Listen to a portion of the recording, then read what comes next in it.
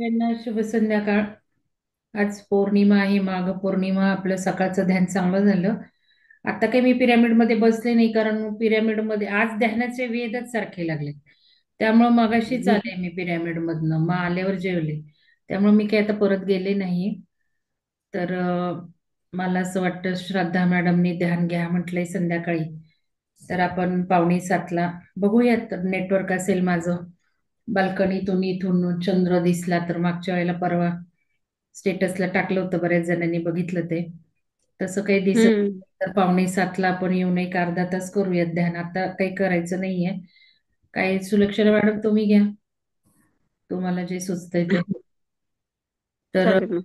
आज जे ध्यान झालं त्याचेच डिटेल्स मला जरा हवेत. बघूयात काय आज होतं खगोलशास्त्रीय. ब्रह्मांडात माघ पौर्णिमा महत्वाची होती. ह्याच्यासाठी प्रयागला जे गेले ते हो, कुंभमेळ्यात. हो. तर ठीक आहे, सुलक्षणा मॅडमना स्पॉटलाइट देते.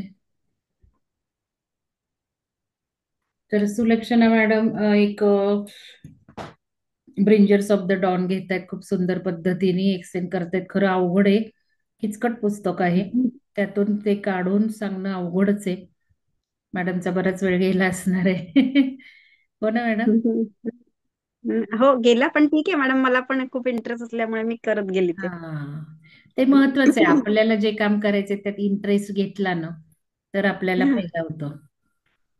करा सुरू मॅडम. ठीक आहे. तर नमस्कार सगळ्यांना, आणि सगळ्यांना खूप खूप धन्यवाद. त्याचबरोबर मंगल मॅडमला, विहंगम टेक्नो होलिस्टिक या संस्थेला आणि आपणा सर्वांना पण खूप खूप धन्यवाद. त्याचबरोबर ह्या पुस्तकाला आणि सगळ्या नक्षत्रांना पण खूप खूप धन्यवाद करून आपण पुढच्या नक्षत्रांकडे आता जाऊया. तर आता 11वं नक्षत्र आहे आपलं पूर्वा फाल्गुनी नक्षत्र. त्याचं चिन्ह आहे पलंगाचे 4 पाय आहे पुढचे, आणि अंजीर पण आहे आणि अग्निकुंड. तर रास आहे सिंह राशीसाठी हे महत्वाचं आहे. देवता आहे भग. म्हणजे पूर्वा फाल्गुनी नक्षत्र हे इच्छापूर्ती व आनंद आणि समृद्धीचं आहे. जी देवता भग सांगितली आहे ती. आणि स्वामी शुक्र हे दिसायला आकर्षक असतात, रचनात्मक आणि करुणाशील असतात असे लोक ते. सामाजिक व सामाजिक कार्यकर्ते असतात, आत्मविश्वासू असतात.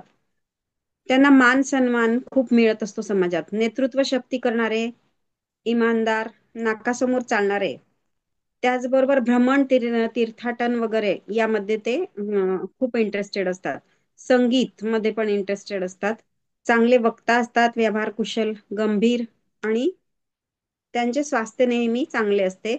फक्त दातामध्ये प्रॉब्लेम असू शकतो, पोटाशी रिलेटेड, आणि डायबिटीस, आणि स्त्रियांमध्ये मासिक पाळीचे प्रॉब्लेम असू शकतात, आणि पित्ताचा प्रॉब्लेम जनरली या लोकांना असतो. झाड पलाश वृक्ष आहे. तत्व जलतत्व आहे. पक्षी ईगल आहे.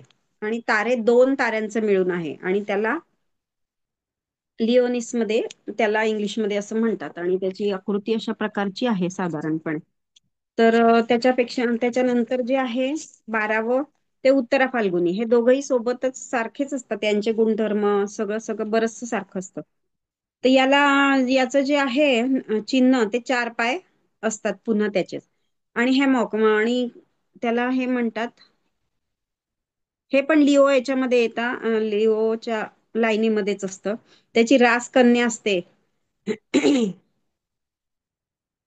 आणि सिंहाशी पण रिलेटेड असतं थोडं. आणि सूर्य हा त्याचा स्वामी असतो. हे स्त्री नक्षत्र आहे.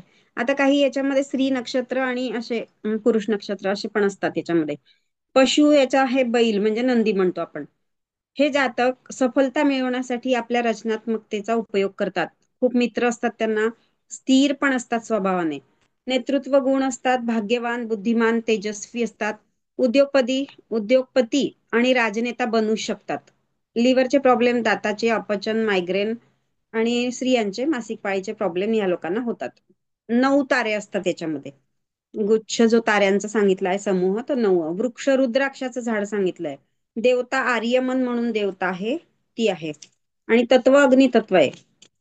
अशा प्रकारे हे आहे. देणे बोला म्हणून याला म्हणतात इंग्लिशमध्ये, आणि त्याची पण सेम आकृती आहे. त्याचबरोबर हस्त नक्षत्र आहे 13वं. सविती सूर्य असे त्याचे म्हणजे देवता आहे. चिन्ह हात किंवा हाताची मूठ असं आहे. आणि हे सगळ्यात महत्वपूर्ण नक्षत्र आहे असं सांगतात. स्वामी चंद्रमा आहे, देवता सविता सूर्य. त्याचबरोबर राशी कन्या राशीमध्ये येतं आणि राशी स्वामी बुध आहे. चंद्र बुध हे एकत्र आल्यामुळे क्रिएटिव्हिटीचे स्वामी आहे. त्यामुळे हे जातक बुद्धिमान, निश्चयी, क्रिएटिव्ह असतं आणि सफल समृद्ध जीवन जगणारे आहे. महत्वाकांक्षी, परिश्रम करणारे असते. कधी मुडी असतात, संवेदनशील पण असतात आणि क्रोधी पण असतात. यांचं बिझनेस माइंड असतं जनरली. इव्हेंट मॅनेजमेंट वगैरे मीडियामध्ये करिअर करू शकतात. कला, नाटक आणि संगीत याच्यामध्ये ते जाऊ शकतात. नंतर यांना खूप जास्ती प्रॉब्लेम येत नाही स्वास्थ्याचे. साधारण सर्दी खाशी वगैरे असं होत असतं. पशु आहे म्हैस, मादा म्हणजे म्हैस आपण जी म्हणतो ती.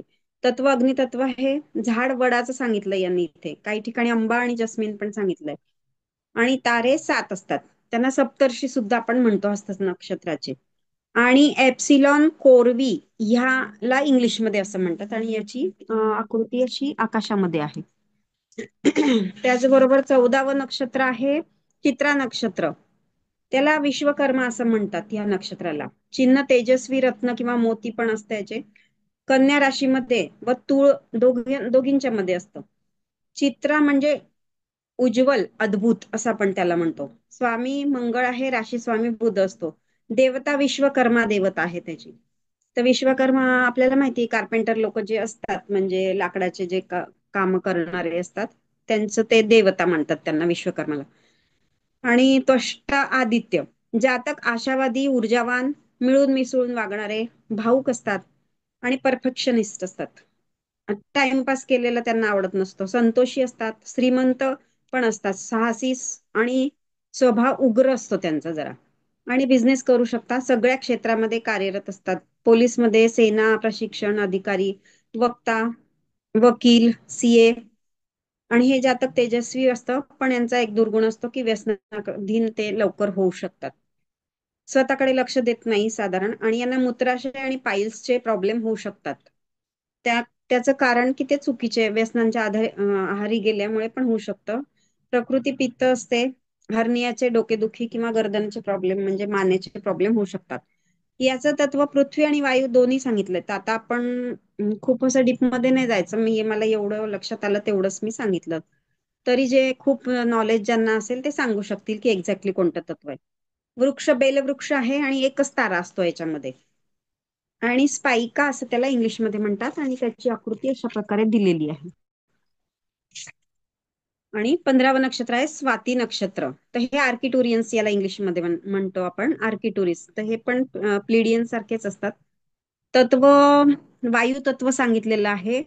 राशी तुला राशी. चिन्ह त्याची तलवार आणि प्लांट. प्लांट म्हणजे आपले झाड छोटेवाले, अंकुर उगवणारे जे असतात ते. नंतर स्वामी राहू आहे आणि अंधकारपणाचा स्वामी आहे साधारणपणे असं सांगितलेलं आहे. देवता वायू आहे आणि सरस्वती देवी पण आहे याची. स्वाती म्हणजे स्वतः आचरण करणारे स्वतंत्र विचारांचे असा अर्थ सांगितलेला आहे. आणि हे जातक संतुलन, कूटनीतिज्ञ असतात, निष्ठावान असतात, उदार दयाळू असतात साधारणपणे, बुद्धिमान असतात, आत्मविश्वासू असतात, नेतृत्व करणारे. साधारण सारखेच थोडेफार सारखे गुण असतात सगळ्याच नक्षत्रांच्या लोकांचे. थोडेफार म्हणजे वेगळे असू शकतात. चतुर, आत्मनिर्भर असतात. वादावादी कोणाची होत असेल तर हे शांतता निर्माण करण्याची यांच्यामध्ये क्षमता असते. हसमुख असतात, जुळवून घेणारे असतात. तर स्वाती नक्षत्राचे 3 थेंब केळीच्या झाडावर जर पडले तर ते कापूर त्याचा तयार होतो असं सांगितलंय त्यांनी. आणि शिंपले मध्ये जर पडलं तर मोती तयार होतो. सापाच्या तोंडात पडलं तर विष तयार होतं. असं स्वाती नक्षत्राचं महत्व आहे. तर चातक पक्षी जो आहे तो या नक्षत्राची वाट बघत असतो. त्याचं पाणी पिऊन घेत असतो तो नेहमी. पृथ्वीवर पडण्याआधी तोच म्हणजे जसं स्वाती नक्षत्राचं जर पाऊस म्हणजे पाणी यायला लागला आकाशातनं तर आधी पृथ्वीवर पडायच्या आधीच चातक पक्षी ते पाणी पितो आणि तो त्याच्यावरच जगतो असं म्हणतात. तर या लोकांचे स्वास्थ्य तसे चांगले असते पण कधी कधी पोटाशी संबंधित विकार होऊ शकतात आणि गर्भाशयाशी रिलेटेड आणि थोडे मानसिक परिणाम त्यांच्यावर होऊ शकतात. वृक्ष अर्जुन सांगितलंय, राशी स्वामी शुक्र आणि एकच तारा आहे. आणि आर्किटुरियस मी सांगितलंच तुम्हाला इंग्लिशमध्ये, आणि ही अशी त्याची आकृती आहे. तर आता हे 15 नक्षत्र आपण घेतले, बाकीचे आपण उद्या बघू. तर आता आपण हे जे पुस्तक आहे ब्रिंगर्स ऑफ द डॉन, त्याचा 11वा म्हणजे 10वा चॅप्टर आपण आता बघू. तर त्यांचं चॅप्टरचं नाव आहे, पृथ्वीवर आपण कोणता करार पूर्ण करायला आलोय, म्हणजे कोणता असाइनमेंट, असं त्यांनी सांगितलं.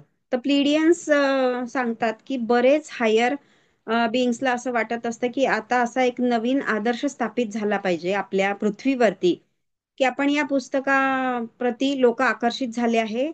तर त्यांना फॅमिली ऑफ लाईटचे मेंबर्स असल्यामुळे तेच लोक याच्याशी आकर्षित होतील, आणि त्यांनी हे लक्षात ठेवायला पाहिजे की आता एक नवीन आदर्श आपण स्थापित करायचा या सगळ्या लोकांनी. तर ही एक संस्था जी आहे, ऑर्गनायझेशन अशी एक बनवायची. तर ती खूप तसं पाहिलं तर खूप जुनी संघटना आहे. ही संघटना ज्या सिस्टीम मध्ये प्रकाशाचा अभाव आहे, तरंगांचा अभाव आहे, तिला बदलवायसाठी आली आहे. म्हणजे आपलं कार्य हेच आहे की या सगळ्या गोष्टींना आपल्याला आता चेंज करायचंय, जे आपण जुने पुराणे सिस्टीम घेऊन बसलेलो आहोत. तर हे सगळं चेंज करायचं आहे आपल्याला. त्याच्यात त्यांनी म्हटलंय की आपण ज्या परिस्थितीमध्ये इन्कारनेट होतो, म्हणजे जन्म घेतो, अवतार घेतो, होणार आहात, त्या प्रणालीला तुम्ही सर्वांगाने समजायला हवं. म्हणजे ती प्रणाली तुम्हाला माहिती पाहिजे कशी आहे ती. एका तिराईतीसारखं तुम्ही पृथ्वीवर राहू नका, असं म्हणतात. म्हणजे बा आपण एक आलोय, जन्म घेतलाय आणि आपलं काम झालं, सोडून द्यायचं, तसं नाही. तिच्याशी तुम्हाला अटॅच व्हावं लागेल. तर त्यातलेच असल्यासारखे कार्य तुम्हाला करावं लागेल. म्हणजे ती आपलीच पृथ्वी आहे, आपण तिच्याशी रिलेटेड आहोत, अशा प्रकारे तुम्हाला त्यांनी कार्य सांगितलेलं आहे करायचं. त्यानंतर तेच तेच थोडंसं रिपीट केलंय. तर आपण पुढचं बघू. फक्त असेच नाही की लाईटचीच फॅमिली आहे, अजून बऱ्याच फॅमिलीज आहेत, असं त्यांचं म्हणणं आहे, की जे 5D मध्ये शिफ्ट होण्यासाठी हेल्प करतात सगळ्यांना. आता जे पृथ्वीवर 3D हून 5D शिफ्टिंग मध्ये मायन्स म्हणतात त्यांना. हे वाचलेलं आहे मॅडमने, ते पुस्तक घेतलं होतं, त्याच्यामध्ये आपल्याला सगळं माहिती आहे. तर त्यांच्याकडे ते कॅलेंडर होतं.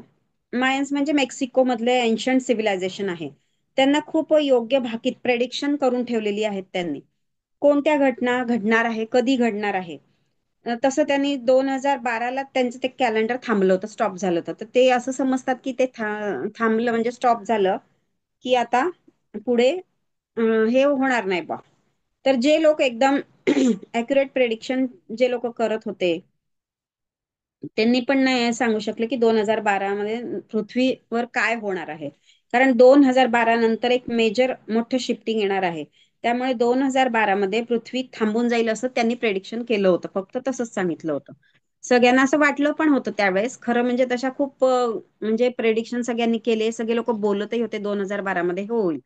पण कॅलेंडर थांबले म्हणजे तिथे फक्त मृत्यू किंवा डिस्ट्रक्शन, विध्वंस नाही, असं त्यांचं म्हणणं आहे. की त्याच्यामध्ये शिफ्टिंग पण होऊ शकतं. तर एक नवीन सुरुवात पण असू शकते. म्हणजे जसं की सगळ्यांना वाटत होतं की 2012 मध्ये खूप प्रलय येईल, असं होईल, तसं होईल.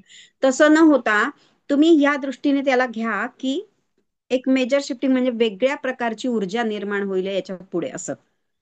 तर त्यांनी हेच म्हटलंय की शिफ्ट म्हणजे बर्थ, जन्म. तुम्ही एका महत्वाच्या असाइनमेंटसाठी इथे आलेला आहात पृथ्वीवरती, आणि या प्रणालीशी एकरूप होऊन, म्हणजे या सिस्टीमशी एकरूप होऊन तुम्हाला कार्य करायचं आहे. तर पुढे अजून ते सांगतात की सगळं काही घ्यायची गरज नाही आता, इथे फक्त आपण थोडस बघू की कार्य करायचं आहे मला. हे एक्स्ट्रा टेरेस्ट्रियल पृथ्वीवर कसे काय येतात हे पहिले आपल्याला माहित पाहिजे. जन्म घेऊन म्हणजे इन्कारनेशनच्या द्वारे ते कसे येतात, हे खूप ऍडव्हान्स असल्यामुळे ते जन्म घेऊ शकतात, असं त्यांनी सांगितलं. ते आपल्या मॉलिक्युलर स्ट्रक्चरला पण बदलू शकतात, इतकी त्यांच्यामध्ये प्रचंड एनर्जी आहे. तर ते बदलून वेगवेगळे आकार पण धारण करू शकतात पृथ्वीवरती. त्यांना त्यांनी असं म्हटलंय शॅमनिक कल्चर. हे शब्द जनरली बऱ्याच जणांनी ऐकले असतील. शॅमनिक कल्चर असे ते म्हणतात. तर हे जे असतात हे निसर्गाजवळ जास्ती असतात. तर एन्शंट स्पिरिट बरोबर काम करतात ते. म्हणजे जुने जे खूप जुने अँसेस्ट्रल आपले आहेत, त्यांच्या सोबत ते काम करत असतात. अणूंची संरचना बदलून कोणतेही आकार ते घेऊ शकतात. हे सुद्धा पृथ्वीवर आहेत असे प्लिडियन सांगतात. जे तुमच्या सोबत घडत आहे ते फक्त तुमच्याच बरोबर घडतं असं नाही, तर एक डॉमिनो इफेक्ट आहे, हे आपण कालच बघितलं. त्याच्यानंतर ते एक सांगतात की एक छोटं युनिवर्स ब्रह्मांड आहे आपलं शरीर.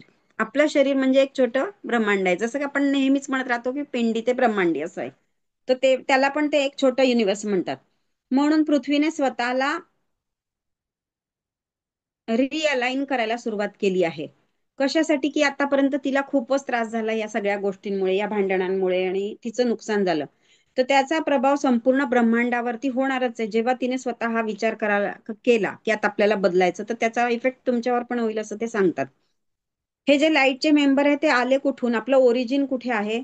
अशी एक जागा आहे जिला अल्सियन असे म्हणतात. तर हे आपलं जे ओरिजिन आहे, ते म्हणतात की लाईट मेंबरचं जे ओरिजिन आहे कुठून आले, आपण असा विचार करू शकतो ना की हे आले कुठून. तर ते सांगतात की अल्सियन अशी एक जागा आहे, म्हणजेच ग्रेट सेंट्रल सन. आता अल्सियन म्हणजेच ग्रेट सेंट्रल सन. आता ग्रेट सेंट्रल सन काय आहे ते आपल्याला सगळ्यांना माहिती आहे. नेहमीच मॅडम आपल्याला सांगत असतात त्याच्याबद्दल, आणि आपण पण आता युज टू झालोय त्या शब्दाबद्दल. तर पृथ्वीचा जसा सूर्य युनिवर्स तसाच सोलर सिस्टीम, खूप साऱ्या सोलर सिस्टीम आपल्याला आहेत असं माहिती आहे. त्याचे अनेक सूर्य आहेत, आणि खूप सोलर सिस्टीमचा एक महत्वाचा सूर्य आहे मुख्य जो आहे, जिथून मुख्य ज्ञान इन्फॉर्मेशन आपल्यापर्यंत पोहोचते, तो म्हणजे ग्रेट सेंट्रल सन. त्याला ते लोक अल्सियन असं म्हणतात. तर आपण सगळे लाईटचे मेंबर आहेत आपल्याला माहितीच झालेलं आहे.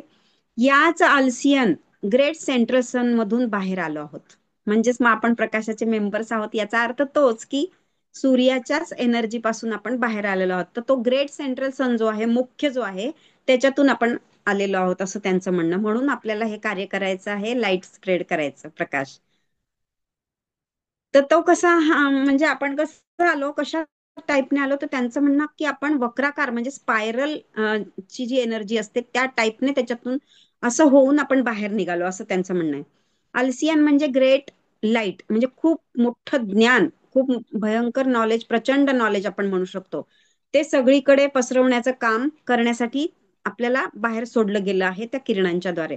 त्यामुळे आपला रोल जबरदस्त आहे असं त्यांचं म्हणणं आहे. आणि आपले कार्य पण खूप मोठं आहे, कारण की आपण आता आपलं ओरिजिन काय आहे, अल्सियन म्हणजे ग्रेट सेंट्रल सन आहे. तर तुम्ही समजू शकता की रात्रंदिवस हा आपला पृथ्वीचा जो सूर्य आहे, तो जर रात्रंदिवस आपल्याला प्रकाश देतो, त्याच्यामुळे किती साऱ्या गोष्टी घडतात. प्लांट त्याच्यावर जगतात, प्राणी जगतात, आपण सगळं, उजेड नसेल तर किती भयंकर परिस्थिती होईल हे आपण समजू शकतो. तर त्या ओरिजिन त्यांचा पण जो मुख्य सेंट्रल सन आहे, त्याच्या थ्रू आपण आलेलो आहोत, म्हणजे आपल्यामध्ये किती प्रचंड शक्ती असेल हे आपण समजू शकतो. तर त्यांचं म्हणणं आहे की आता हे सगळं करायसाठी आपण पृथ्वीवर आलो आहोत, पण कसं करायचं आहे की ग्रुपने करायचं आहे. आता ग्रुप एनर्जीचं महत्व मॅडम आपल्याला नेहमी सांगता, आणि आपल्याला पण कळलं आहे की ग्रुप एनर्जीने काय घटना घडू शकतात, कसं एकमेकांवर त्याचा इफेक्ट पडतो, लगेच आपल्याला कळायला लागलेलं आहे. तर त्यांनी म्हटलं की जसं बुद्धांनी संघाला महत्व दिलं, संघटना, संघाकडे आपण नॅचरली अट्रॅक्ट होत असतो जनरली, तसेच फॅमिली ऑफ लाईटचे मेंबर सुद्धा नॅचरली एकमेकांकडे अट्रॅक्ट होतात. म्हणून टीम मध्ये आपल्याला काम करायचं आता. तर मॅडम जसं म्हणतात की ग्रुप एनर्जी आणि ग्रुप मेडिटेशन हे जास्ती महत्वाचं आहे. एका ग्रहाच्या तरंगांना बदलणे हे महत्वाचे व खूप मोठे काम आहे. तर 1,44,000 लाईट वर्कर्स आहेत असे ते सांगतात. तर हे आपल्याला पत्री सर पण नेहमीच सांगायचे की इतके वर्कर, लाईट वर्कर आपलं सोबत काम करतायत असं ते म्हणायचे. म्हणून ते म्हणतात की ते हा पण एक संघच आहे, त्याच्याद्वारे प्रकाश सगळीकडे पसरला जात आहे. त्याच्यानंतर ते सांगतात की 50 वर्षानंतर माणूस म्हातारा होतो, ही आपली बिलीफ सिस्टीम आहे. तर त्यांचं म्हणणं आहे की कितीतरी असे प्लॅनेट आणि ग्रह आहेत जिथे वय ही संकल्पनाच नाहीये, कॉन्सेप्टच नाहीये ही. पण प्राण्यांचे अपिअरन्स सुद्धा नाही बदलत. त्यांचं म्हणणं आहे की प्राण्यांचा अपिअरन्स कुठे बदलतं, ते म्हातारे आहे होतात किंवा काय त्यांच्या ज्यामध्ये जे चेंजेस होतात ते कुठे त्यांचं आपल्याला समजतं. पण आपण ही बिलीफ सिस्टीम आपल्यामध्येच टाकून घेतलेली आहे पहिल्यापासून, की आपण म्हातारं आलोय, मग जसं केस पांढरे होणं म्हणजे हाडांचे प्रॉब्लेम किंवा आपल्या काही ना काही नवीन आपल्या शारीरिक प्रॉब्लेम येऊ शकतात, हे आपण मानून घेतल्यामुळे ते सगळं क्रिएट होतं असं त्यांचं म्हणणं आहे. तर प्राण्यांच्या मध्ये कुठे बदल होतो, पण आपण आता यात अडकलो आहोत म्हणून आता आपल्याला पूर्ण बदलाव, ही बिलीफ सिस्टीम आपल्याला पूर्ण बदलायची, हे म्हातारं झालं ही सुद्धा आपल्याला चेंज करायची असं त्यांचं म्हणणं. म्हणजे तुम्ही खूप मोठ्या प्रमाणावर कार्य करू शकता. आता जो अनुभव वर्तमान काळात तुम्हाला येतो त्याला तुम्ही आपल्या भूतकाळाशी जोडू नका. म्हणजे वर्तमान काळामध्ये काही गोष्टी आपल्या बरोबर होतात, तर आपण काय म्हणतो, ते मागे असं घडल्यामुळेच ते असा परिणाम झाला, मग त्याचं असं झालं, हे जे आपली बिलीफ सिस्टम आहे ती पण तोडा. इन द मोमेंट, ह्या क्षणामध्ये तुम्ही राहा आणि जगा प्रेझेंट मुमेंट मध्ये, वर्तमान काळात राहा. माझ्यासोबत नेहमी असेच होतं, हे आपण रडतच बसतो की नाही नेहमी, कारण आपल्याला त्या भूतकाळाशी आपण सतत जोडत राहतो. तर त्यांचं म्हणणं हे सगळं आता तुम्ही बंद करा. आता तुम्हाला असेंड व्हायचं आहे, ते तर आपल्याला माहितीच आहे, जम्पिंग करायचं आहे, शिफ्टिंग करायचं आहे, असे प्लिडियन सांगतात. त्यामुळे तुम्हाला पहिले हे सोडावं लागेल की आपण म्हातारा होतो आहोत किंवा भूतकाळाच्या अशा प्रॉब्लेममुळे आपल्यावर इफेक्ट झालेला आहे. तर या सगळ्या गोष्टी तुम्ही आता सोडून द्या. तर प्लिडियन सांगतात जसे जसे आपण या प्रोसेस कडे जाऊ, कोणत्या ह्या शिफ्टिंगच्या, आरोहणाच्या म्हणजे असेंडिंगच्या, आपल्या इंटेन्शनने प्रकाशाला अलाव करून आपल्या आत तसेच होईल. आपल्या ज्या ज्या इंटेन्शन राहतील, आपण जर इच्छा केली की प्रकाशच आपल्या आतमध्ये राहायला पाहिजे आणि आपण प्रकाश स्प्रेड केला पाहिजे, तर तुम्ही तसंच करू शकता. आणि जर तसं तुमच्या मनामध्ये नाही आलं, तर मग तुम्ही जे मनामध्ये आणाल किंवा जे विचार कराल, तर तुम्ही तसंच घडवून आणाल असं त्यांचं म्हणणं. तर हे आपल्याला माहितीच आहे की आपणच क्रिएटर असल्यामुळे जे विचार करू तसंच होतं. कारण आपल्यावर स्वतःला विश्वास नाही की आपण सगळं वास्तव बदलू शकतो. अजूनही आपल्याला विश्वास नाही, एवढं सगळं आपण करत असतो तरी पण अजून आपण त्या स्टेजला पोहोचलो नाहीये. नवीन आदर्श स्थापित करायचं त्यांनी आपल्याला सांगितलं. आता त्या वास्तवात अडकणं सोडा, जे वाईट होतंय, असं होतंय, तसं होतंय, कारण की तुम्ही स्वतः क्रिएटर आहात. तर हा एक चॅप्टर झाला. त्याच्या पुढचा 11वा चॅप्टर आहे the name of the game. मग या खेळाचं नाव काय असं ते म्हणतात. तर त्यांचं म्हणणं आहे की स्वतःला विचारा की तुम्हाला काय हवंय, हे प्रश्न विचारायला सुरुवात करा. आता आपल्या आतून हे उत्तर येतंय का, त्याचं उत्तर येतंय का की तुम्हाला काय हवंय. तर ते तुम्हाला समजलं पाहिजे की काय उत्तर येतंय तुमचं. माझी इव्होल्युशन खूप जलद झाली पाहिजे, फास्ट झाली पाहिजे. माझी तब्येत चांगली हो, हेच आपण म्हणत असतो. पण कधी आपण ही इच्छा करतो का की मी खूप खुलून जगलं पाहिजे, खुलून म्हणजे ओपन झालं पाहिजे. किती गोष्टी आपण आपल्या आतमध्ये दाबून ठेवतो, आपल्या घरातल्यांना पण काही काही गोष्टी नाही सांगत, मित्रमैत्रिणींना नाही सांगत. तर तसं न करता आपण ही इच्छा करा की आपण सतत खूप ओपनली जगलं पाहिजे. मी कधी नकारात्मक राहणार नाही, ही इच्छा होते का तुमची. तर प्लिडियन सांगतात की सगळ्यात पहिले पाऊल म्हणजे क्लिअर इंटेन्शन. हे मॅडम पण सांगतात आपल्याला की तुमचं इंटेन्शन काय त्याप्रमाणे तुम्हाला फळ मिळेल. तर हे सतत बोलायचे तुम्हाला की जी गोष्ट आपल्याला आपल्या जीवनात हवी आहे ती 3 वेळा रिपीट करायची सांगितली त्यांनी. आणि इंटेन्शन जी आहे त्याच्यानेच तुम्ही सुरुवात करायची, बाकीच्या गोष्टींचा विचारच नाही करायचा. तर प्लेडियन सांगतात त्यामुळे तुम्ही बघाल की तुमच्या एकीकरण झालं, म्हणजे अलाइनमेंट होते तुमची, असं ते सांगतात की जेव्हा तुम्ही हे 3 वेळा रिपीट कराल, अशा प्रकारे आपल्याला रियालिटी क्रिएट करायची आहे, अशा कमांड देऊन. त्यांचं म्हणणं की आज्ञा द्यायची आपल्या स्वतःला आपण, की हे 3 वेळा म्हणायचं की मला माझं सगळं चेंज झालेलं आहे, माझं बदललेलं बिलीफ सिस्टीम बदललेले आहेत, मी ओपन झाली आहेत. या सगळ्या गोष्टी तुम्हाला सतत सतत रिपीट करायच्या आहेत, तेव्हाच तुम्ही पूर्णपणे बदलाल. गरज नाही आपल्याला. हा, पुढे म्हणतात की शब्द,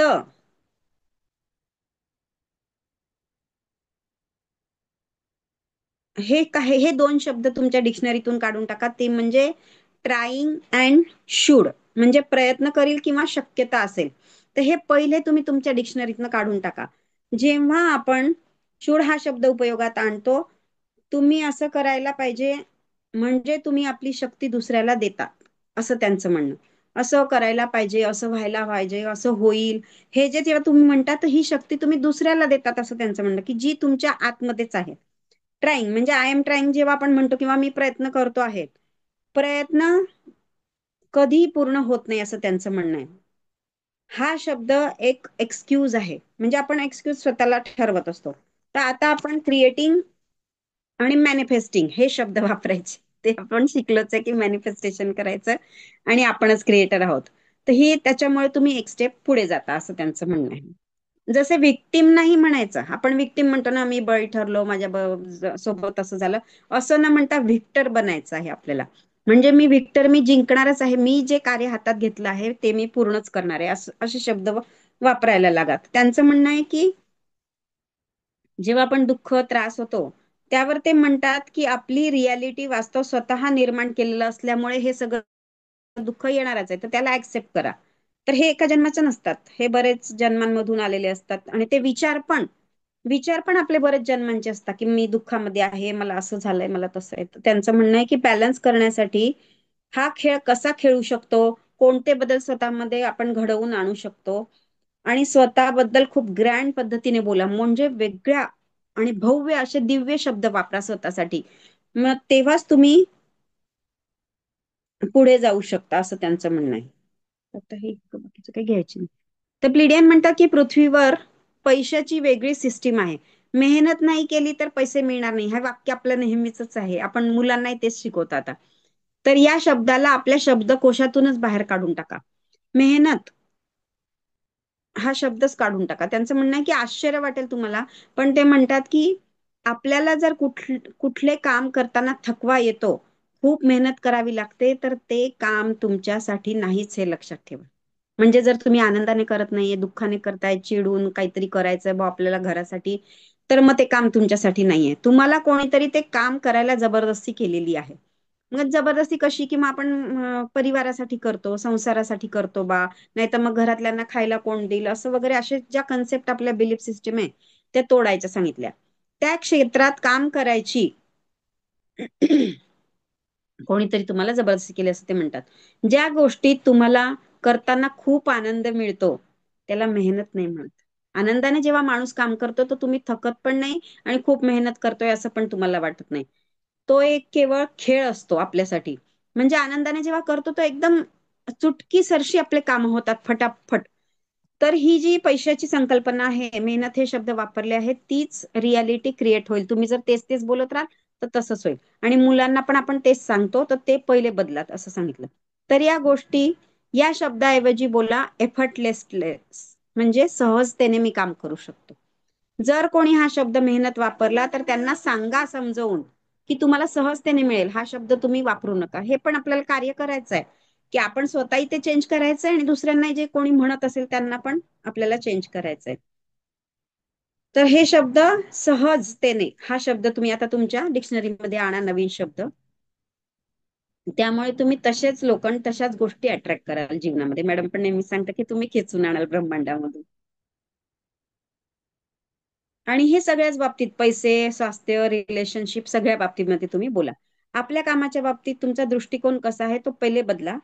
कोणाची नक्कल आपल्याला करायची गरज नाही असं ते म्हणतात.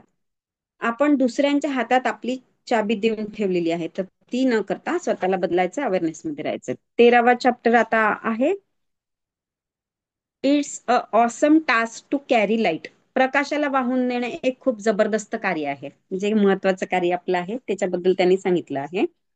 तर ते म्हणतात की आपल्याला मदत करायला, आपण जरी कंट्रोल सोसायटीमध्ये राहत असलो तरी master of life, white brotherhood, Pleiadian master, अजून बरेच सारे मास्टर्स आपल्याला ही माहिती देत आहे आणि पुरवत आहे आणि मदत करत आहे आणि प्रकाश पण पाठवत आहे आपल्यासाठी. तर हे लक्षात ठेवा आता की तुम्हाला मदत करायला बरेच जण आहेत आता. पण त्यांचं म्हणणं ते पण आहे की जेव्हा आपल्याला बदल करायचा तो आपल्याला आतूनच करायचा आहे, तो आतूनच तुम्ही करू शकता. जेवढे वेगवेगळे विभाग आहेत ते आपल्या आतमध्येच आहे.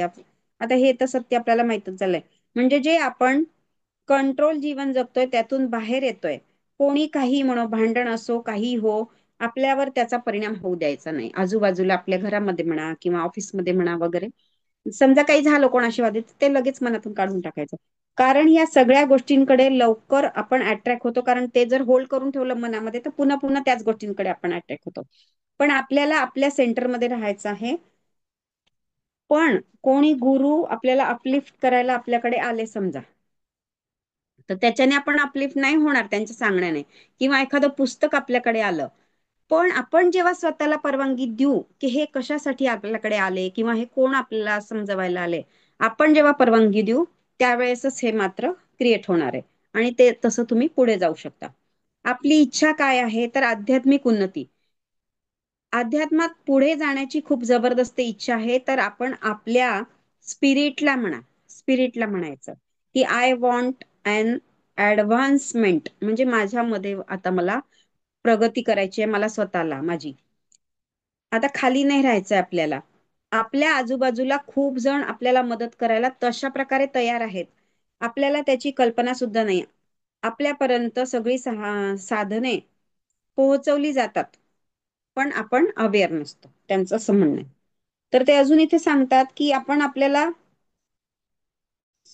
स्वतःला मदत नाही करू शकत, तर गार्डियन एंजल, स्पिरिट गाईड जेव्हा आपण दुःखात असतो तरी ते मदत का नाही करत, कारण की आपण त्यावेळेस अवेअरच नसतो.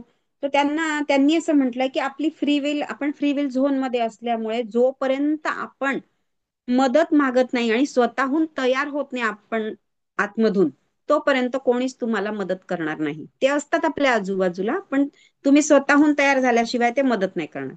आपण स्वतःलाच पूर्णपणे इंडिपेंडंट करायचे आहे. स्वतः पहिले तुम्ही इंडिपेंडंट व्हा, तरच तुम्हाला मदत मिळेल, असं त्यांचं म्हणणं आहे. तुम्ही स्वतः सगळं हँडल करू शकता, पण सध्याच्या परिस्थितीत मदत मिळू शकते असं त्यांनी सांगितलं. प्लेडियन मास्टर्स तुम्हाला मदत, प्लेडियन मास्टर्सला मदत मागू शकता, आणि जितके आता वरती इथे नावं सांगितले त्यांना तुम्ही मागू शकता. हे जे घरातले आपले नाटकं चालू आहे, ड्रामा जे आपण म्हणतो, त्याच्यामध्ये न अडकता माझी आध्यात्मिक उन्नती व्हावी असं जेव्हा तुम्ही त्यांना मदत मागाल, नंतर रिलेशनशिपसाठी, फायनान्शियल प्रॉब्लेमसाठी, तर ते तुम्हाला अशी मदत करू शकतील. पण त्यासाठी तुम्ही तयार आहात का, हे सगळ्यात महत्वाचं आहे. आणि ते तुम्ही फील केलं पाहिजे. पुन्हा ते फिलिंग वरती चालेल. ते तुम्ही फील पण करू शकता, जेव्हा ते मदत करताय ते केलं पाहिजे तुम्ही, की बा ते खरोखरच आपल्याला मदत करताय आणि आपल्या जीवनामध्ये बदल घडून आलेला आहे.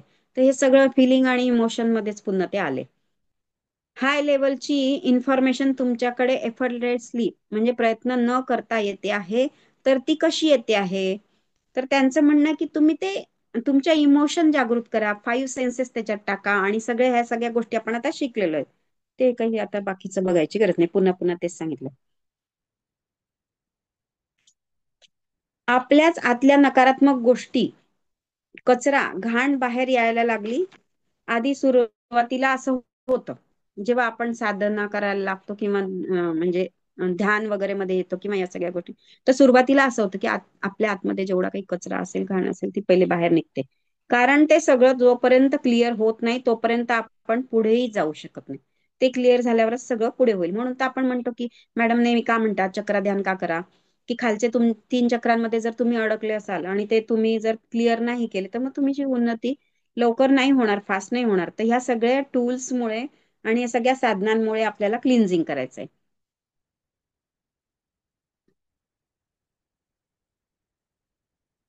तर अशा प्रकारच्या साधनांद्वारे आपण आपल्यापर्यंत पोहोचू शकता. पुस्तकांच्या द्वारे काही व्हिडिओज येऊ शकतात तुमच्या समोर, आणि ह्या सगळ्या गोष्टी ही मदतच तुम्ही समजा, पण तुम्ही अवेअर राहायला पाहिजे त्याच्यासाठी. मग त्याच्यानंतर ते सांगतात की आपली वाणी हे एक परत खूप मोठं गिफ्ट आपल्याला दिलेलं आहे. आपल्याकडे आपल्या शब्दांनी आपण कोणाच्या जीवनाला सावरू पण शकतो किंवा उद्ध्वस्त पण करू शकतो. म्हणजे शब्द खूप जपून वापरा, स्वतःसाठी पण आणि दुसऱ्यांसाठी पण. म्हणून कोणाला जज पण नाही करायचे, ते सगळं झाले आपल्याला. प्रत्येक व्यक्ती एक डिव्हाइन सोल आहे, याद्वारे तुम्हाला बघायचं आहे. सगळे एक समान आहेत, वननेस मध्ये आहेत. आज जो भिकारी आहे तो पुढच्या जन्मात मल्टीमिलियन सुद्धा होऊ शकतो, त्यामुळे कोणाला जज करायचं नाही, असं त्यांचं म्हणणं आहे. तर हे आता ठीक आहे. पुन्हा ते सांगतात की आपण त्यांना गोष्टी समजावून सांगू शकतो की I don't use my body for illness म्हणजे हे शरीरासाठी. आता नेहमीच आपण आजारी पडतो, कुठे काही होतं तर त्याच्यातच पुन्हा अडकलेलं राहतो, मला असं होतं, मला तसं होतं. म्हणजे आपलं पण, माझं पण तसंच आहे, बऱ्याच वेळा होतं. मग त्याच्यात आपण डाऊन होतो, एनर्जी डाऊन होते आपली. तर त्यांचं म्हणणं आहे की हे हे वाक्य बोलायला शिका आता. I don't use body for illness, my body. तर त्यांचं म्हणणं आहे की त्याचा उपयोग आता मला खूप चांगल्या गोष्टींसाठी करायचा आहे. कशाचा उपयोग? आपल्या शरीराचा, बॉडीचा, हे जे सांगितलंय तर इलनेस साठी नाही. म्हणजे आता मी आजारी नाही पडणार, तर त्या शरीराचा उपयोग मी चांगल्या गोष्टींसाठी करणार आहे, नक्की आजारासाठी. हे सत्य सांगा. आपल्या शरीरामध्येच काही कोड्स आहे, हे सत्य ऐकल्यावर त्यांच्या शरीरात ऍक्टिव्हेशन व्हायला लागेल. जेव्हा आपण म्हणू की आपल्या शरीरामध्ये काही कोड्स आहेत ज्याच्याद्वारे आपण शरीराला शुद्ध करू शकतो, त्याच्यातले ब्लॉकेजेस काढू शकतो. तर कशाद्वारे करायचं आहे हे सगळं? तर हे लोकांना पण आपल्याला शिकवायचं आहे आणि आपल्या स्वतःला पण समजायचं. तर कसं की शब्दांच्या आणि वाणीच्या जादूने त्यांच्यात ऍक्टिव्हेशन होऊ शकते. लिडेन सांगतात की ही गोष्ट नेहमी लक्षात ठेवा. लक्षात ठेवा, I create my on reality, हा शब्द मॅडम नेहमीच सांगतात आपल्याला. तर ठीक आहे, आपण आपलं क्रिएशन विसरून गेलोय, लेयर्स पडले आहेत, तर ते आता क्लिन्झिंग केल्यामुळे सगळं होईल. तर हा 14वा एक चॅप्टर आहे, तर ह्याच्यात खूप जास्ती नाहीये, तर अगदी 2-3च पॅरेग्राफ आहे, ते बघून घेऊ आपण. त्यांचं म्हणणं आहे तुम्ही कोणाचा उद्देश आहात, म्हणजे कशासाठी तुम्ही आलेला आहात. What is your objective? हा विचार कधी मनात आला का की आपण कोणाचा उद्देश पूर्ण करण्यासाठी इथे आलो आहोत? एक अशी ऊर्जा जिला तुम्ही जाणत नाही, तरी पण तिचा उद्देश हेतू पूर्ण आपण करतो आहोत. आपल्याला बऱ्याच जणांना ब्लू प्रिंट स्वतःच्या जाणतात. ब्लू प्रिंट आपल्या या जन्माच्या विस्तृत योजना किंवा कार्याची रूपरेखा आहे. आता ब्लू प्रिंटचा अर्थ मला वाटतं सांगितलं होतं का मॅडमने आधीच, आपल्याला काय माहिती नाही. तर क्लिडियन म्हणतात की आम्ही तुम्हाला मानव समजत नाही, तर फॅमिली ऑफ लाईटचे मेंबर समजतो. आणि तुम्हाला मानव प्राण्यासोबत बोलायला का सांगतो? म्हणजे कम्युनिकेशन करावा सगळ्यांशी, असं. कारण त्यांच्या बरोबर एकीकृत होऊन जेव्हा जाल, म्हणजे एकत्रीकरण म्हणजे वननेस मध्ये जेव्हा तुम्ही याल, त्यांना शांत कराल आणि प्रकाश त्यांना पाठवा. ती प्रजाती नष्ट न होता एक नवीन प्रजाती, एक नवीन क्षेत्र तयार होईल. क्रियाकलापांसाठी, क्रियाकलाप म्हणजे कार्य करण्यासाठी आपल्याला. तर त्यांचं म्हणणं आहे की असं प्रत्येकाला तुम्ही समजू शकता, तेच कार्य करायला तुम्ही इथे आला आहात. आणि त्याच्यासाठी तुम्ही फॅमिली ऑफ लाईटचे मेंबर आहे, आणि तुम्ही तुमचं जीवन पण बदललं कसं ते पण त्यांना समजू शकता. आणि ते बघून सुद्धा ते लोक शांत होतील तुमच्याकडे बघून, आणि मग तुम्ही त्यांना प्रकाश पाठवू शकता. अशा प्रकारचं महत्वाचं कार्य तुम्ही करताय, हृदय ओपन करून दुसऱ्यांच्यासाठी. मॅडम नेहमी सांगता की दुसऱ्यांसाठी जेव्हा तुम्ही करुणा किंवा काय तुमच्या मनामध्ये उत्पन्न होईल, प्रेम तुम्ही द्याल, प्रेम आणि प्रकाश, तर तुम्ही स्वतःची पण उन्नती होईल आणि दुसऱ्यांची पण. म्हणून दुसऱ्यांसाठी का करायचं? ते याच्यासाठी. स्वतःच स्वतः निरीक्षण करा. आपल्याला आपल्या ब्लू प्रिंट मध्ये जगता आले पाहिजे, म्हणजेच तुम्ही मग मुक्त व्हाल. प्रत्येक क्षण हे लक्षात घ्या की मी दिव्य मार्गदर्शनाखाली आहे. योग्य वेळी आणि योग्य ठिकाणी आपल्याला सतत दिव्य मार्गदर्शन होतात ते, असं लक्षात घ्या. आता हा नेक्स्ट चॅप्टर आहे, emotion in chronicles of time. आपल्या आतल्या भावना ज्या आहेत, तर ते इमोशनवर सगळं दिलेलं आहे. थोडंसं आपण काल घेतलंच होतं इमोशनचं, तरी पण आपण बघू. आपण कधी काही विशिष्ट पवित्र स्थान किंवा मंदिरांमध्ये मधल्या स्पंदनांना फील केले आहे का? आपण काय करतो, जातो, आपलंच घराणं देवाला सांगत राहतो, आणि ते काही हे कनेक्शन होतच नाही आपलं, कारण आपण आपलं रडगाणं सांगत राहतो, नमस्कार करतो, थोडंफार काही भजन साधन करतो, घरी येऊन जातो. तर त्यांचं म्हणणं आहे की तिथले हे स्पंदन फील करा. नुसतं जाऊन ते दर्शन करून किंवा ते सगळं करून वगैरे नका येऊ. त्यांना सेन्स केले का? सेन्स करायचं आहे. तिथली जी पवित्र सॅक्रेड जी जागा आहे, तिथले जे स्पंदन आहे, त्यांना तुम्ही सेन्स करा. म्हणजे त्याची जाणीव तुम्हाला होऊ द्या. कारण हे पृथ्वीवरचे पवित्र स्थान आहेत. शिवाय तिथे काही सिक्रेट कोड आहेत. आपल्याला जरी माहित नसले तरी आपण सेन्स करून घेतो त्यांना. तर हे पहा, मॅडम पण गेल्या होत्या, इथे सांगितलं होतं त्यांनी साऊथ मध्ये, तिथल्या मंदिरांमध्ये त्यांनी कसं कनेक्ट केलं आणि आपल्याला पण कनेक्ट करून ध्यान वगैरे केलं, तर ते ते महत्वाचं आहे.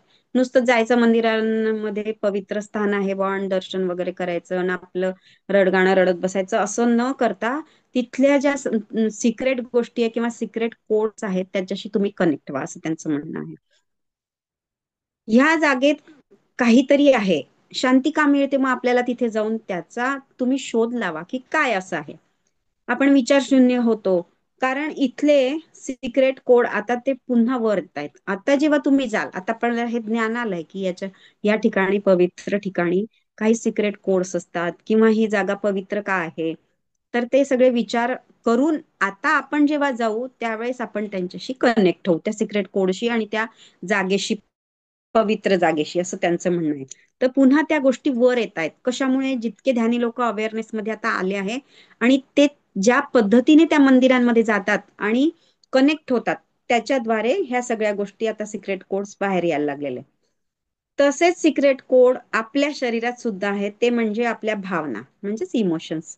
ते प्लिडियन सांगतात की इमोशन म्हणजे जे आपण फील करत आहोत, चांगले, वाईट, दुःख, आनंद, या सर्व भावना आपल्याला सांगितलंच आहे त्यांनी. त्याच्यानंतर ते सांगतात आपण केवळ शरीर नाही, तर आपण पंचकोश आहोत.